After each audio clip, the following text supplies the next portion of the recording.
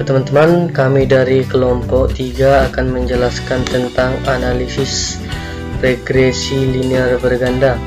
Pertama, kita siapkan dulu datanya dong. Ini data kami mulai tahun 2001 sampai 2017 tentang variabel Y-nya laju pertumbuhan ekonomi, X1-nya ekspor, X2-nya impor. Nah, ini nanti akan kita olah di aplikasi yang namanya eViews. Nah, kita buka dulu aplikasi eViews pertama sekali. Kita tunggu aja. Kita pilih open a foreign file karena tadi data Excel-nya sudah kita simpan. Nah, kita pilih di mana kita simpan. Metrika data project. Kita klik open. Next saja, next. Kita klik finish, kita klik no. Nah, di sini akan muncul tampilan dari eViews sesudah kita masukkan datanya. Nah, untuk menguji analisis regresi linear bergandanya, kita klik quick estimate question. Kita di sini yang perlu kita isi adalah Y spasi C spasi X1 spasi X2 karena variabel bebasnya cuma X1, 2 variabel ini ekspor dan impor. Kita pilih list squares NLS and ARMA, kita klik OK saja. Nah, di sini sudah muncul hasil output dari data yang sudah kita masukkan, yang sudah kita olah tadi. Di sini kita copy ke Word saja ya, biar langsung kita mudah memahaminya. Oke, buka menu Word biar langsung kita interpretasi data. Nah, di sini data hasil output yang sudah saya pastikan tadi. Nah, untuk persamaan modelnya kayak mana? Ya, saya akan menjelaskannya. Nah, untuk persamaan model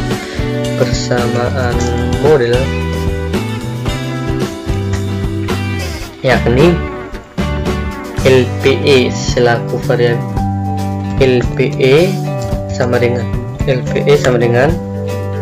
ini nilai koefisiennya nih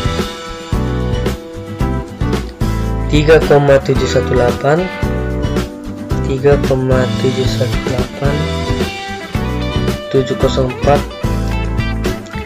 kita buat dalam kurung LPE. Nah, untuk yang X1 nya karena berhubung dia positif yakni 5,91, maka tandanya positif. Berapa? 5,91.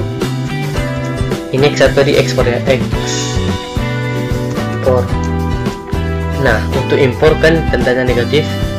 Kita buat negatif di sini juga, yakni sebesar 8,21 ya, 8,21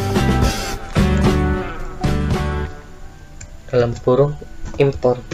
Nah, di sini kan kita sudah buat modelnya.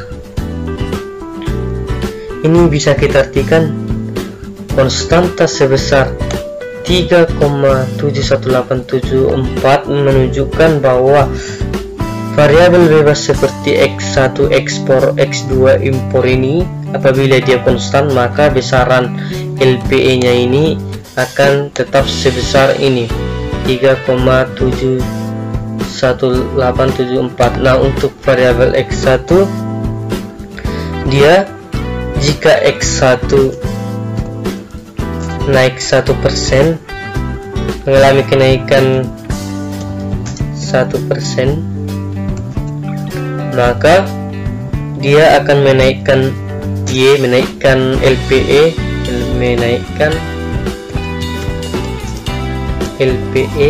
atau variabel Y ya, sebesar ini 5,91 ya. Dan jika X2 nya jika naik sebesar 1%, maka akan menurunkan besaran LPE atau Y sebesar 8,21. Nah, kenapa ini menurunkan, kenapa ini menaikkan? Kita lihat dari tanda dari koefisiennya ini. Apabila dia positif menaikkan, apabila negatif maka akan menurunkan. Nah, kita masuk ke uji koefisien determinasi. Uji koefisien determinasi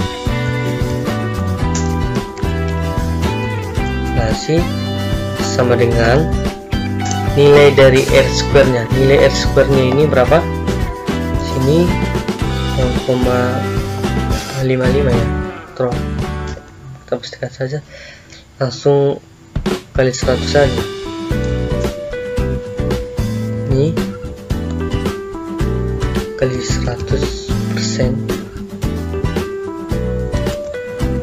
maka akan menghasilkan kurang lebih 55,17. Artinya variabel X1 dan variabel X2 akan pengaruh variabel X1 dan X2 sebesar 55,17%, kurang lebih seperti itu. Dan selebihnya ini 100 kurang 55,17, yakni sebesar 44,83 ya, dipengaruhi oleh variabel lain yang tidak diteliti dalam proyek ini. Dan juga untuk uji parsial ya, untuk uji parsial dia dilihat dari besaran perolehan nilai signifikansi atau probability ini. Nah, variabel X1 di sini probability-nya adalah 0,0018. Nah, di ketentuannya apabila lebih kecil dari 0,05 maka nilai variabel X1 akan berpengaruh positif dan signifikan. Kedua, variabel X2 sebesar 0,0071. Ini kan lebih kecil dari 0,05. Jadi apabila dia lebih kecil dari 0,05 maka akan nilainya akan berpengaruh. Kan ini tadi berpengaruh negatif, ada tanda min. Nah, tanda min mengartikan bahwa dia pengaruhnya negatif dan signifikan dikarenakan lebih kecil dari 0,05. Nah, untuk selanjutnya kita mau lihat uji simultan. Uji simultan dilihat dari besaran nilai F hitung dan F tabel, perbandingan nilai F hitung dan F tabel. Nah, di sini F hitungnya sebesar 8,6164, kita copy saja. Di sini nilai F hitung sebesar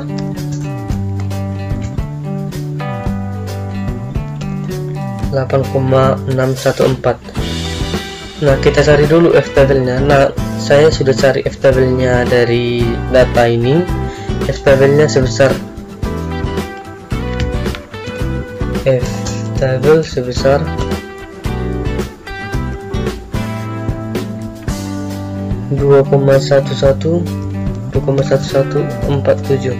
Nah, untuk uji ini di sini uji simultannya tadi.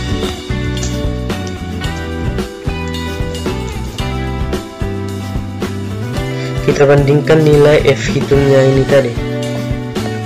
F hitung sebesar 8,16 dan F tabel sebesar 2,1147. Nah, apabila di uji simultannya ini, apabila nilai F hitung lebih besar daripada F tabel, nah kan ini F hitungnya lebih besar daripada F tabel, yakni 8,616 lebih besar daripada 2,1147 dengan perolehan nilai signifikansi 0,0036.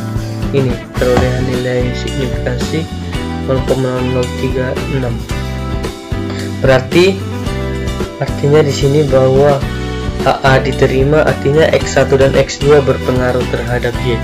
Berarti ekspor dan impor berpengaruh terhadap laju pertumbuhan ekonomi. Normalitas. Untuk uji normalitasnya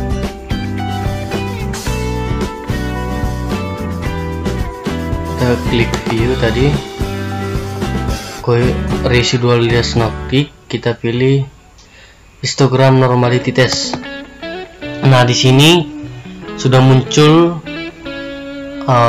output dari uji normalitas, di mana nilai probability-nya sebesar 0,806, yang artinya lebih besar dari 0,05. Berarti datanya ini normal, berarti tidak terjadi permasalahan dalam uji normalitas. Nah, selanjutnya untuk uji nilai multicollinearity, kita klik view, coefficient diagnostic, kita pilih variance inflation factor. Nah, di sini sudah muncul hasil outputnya untuk ujinya. Jika nilai P-nya X1 nya kan di sini masih lebih kecil ketentuannya, jika lebih kecil dari 10 maka tidak terjadi masalah dalam uji multicollinearity. Nah, di sini masih aman, masih 9,7an, masih di bawah 10, berarti tidak ada permasalahan dalam data. Baik, sekian yang dapat kami jelaskan, lebih kurangnya kami mohon maaf. Terima kasih.